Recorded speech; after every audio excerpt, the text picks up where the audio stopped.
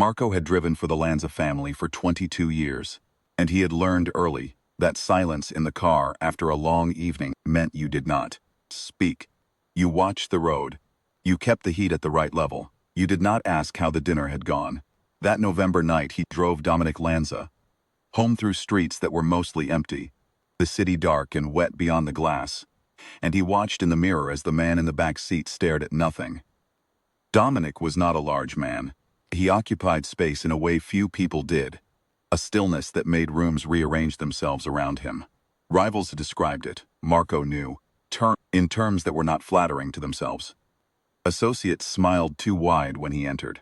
The dinner tonight had been with three men who ran rival import routes along the northern corridor. And by the way they had followed Dominic to his car and stood in the rain to watch him leave, Marco understood that things had been settled in the Lanza family's favor. They always were. That was the nature of the man. The estate sat behind iron gates at the end of a gravel drive, and as Marco pulled through, the house was mostly dark. It was past 11. The upper staff had long since gone to their quarters. But a light burned in the kitchen, and as they rolled past the long side windows, caught the shape of Rosa moving behind the glass. He had seen it before. Most nights, if the hour was late, Rosa was still there. Dominic did not comment. He stepped out of the car, nodded once to Marco, and went inside. Rosa Mancetti had been with the Lanza household for 9 years. She had arrived the autumn after Dominic's wife passed, recommended by a cousin of a cousin, and she had taken on the role of head of household staff, with no ceremony and very little conversation.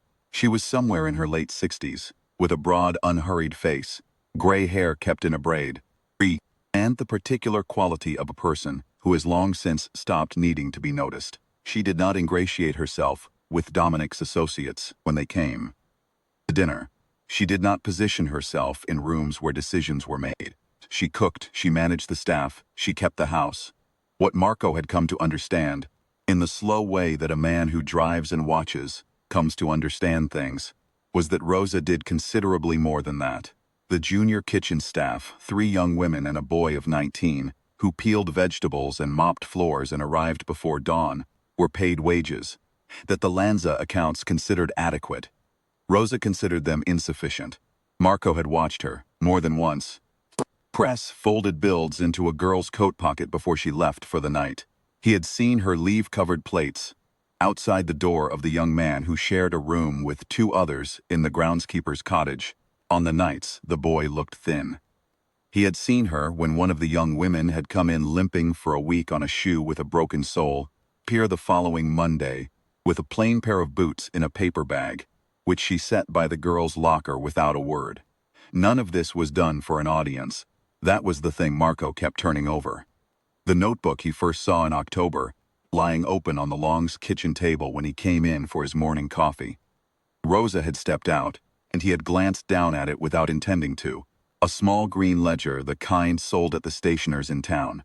Every page held names. In Rosa's careful hand, a name, a date, a short notation beside it. Paolo shoe repair, €8. Gianna train fare, 3 weeks. Mother ill. Tommaso, the rent shortfall December. Beside each entry a small check mark or a dash, and occasionally a note in smaller writing that Marco did not read any further. He stepped back from the table when he heard her in the hall. He did not tell anyone what he had seen.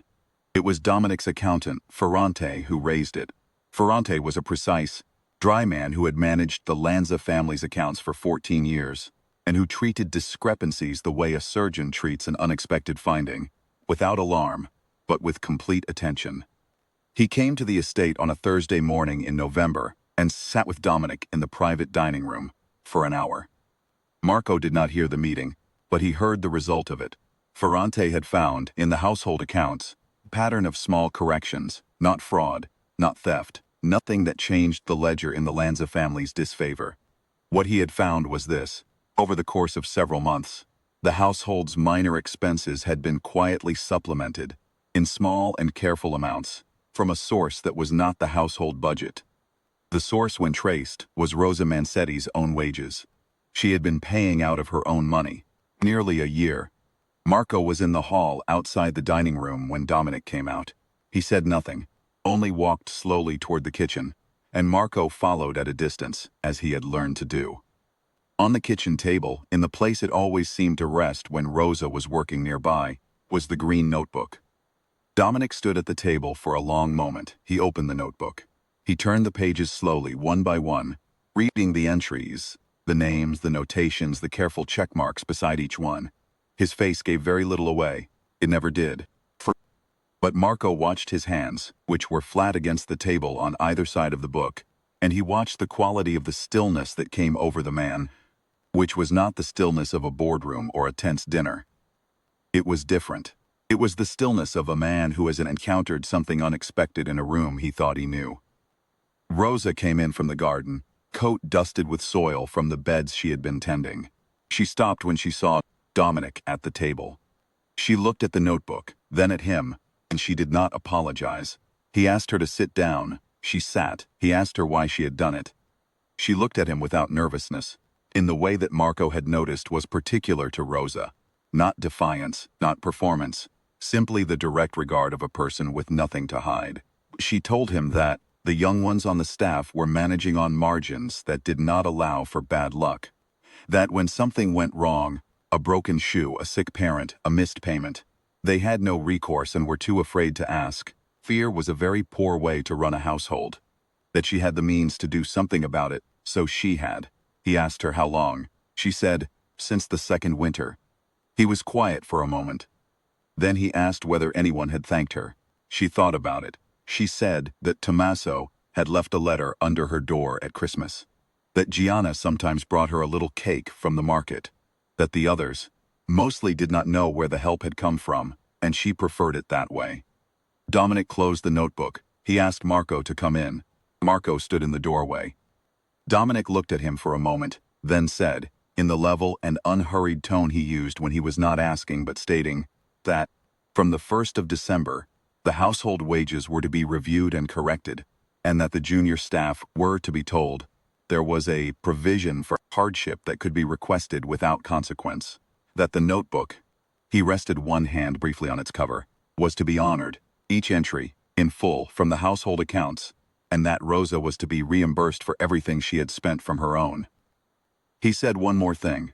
He said that Rosa was to be given the title she had already earned, formally and in writing, as head of the Lanza household, and that no one under this roof was to be managed by fear again.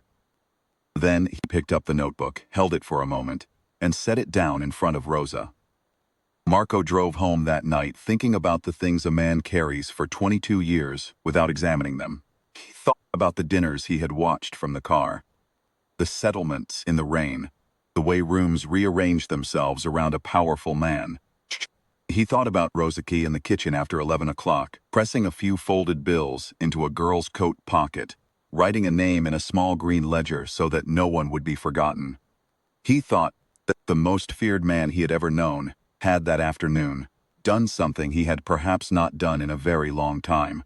He had looked at someone plain and good and seen in them something he recognized, and he had not looked away.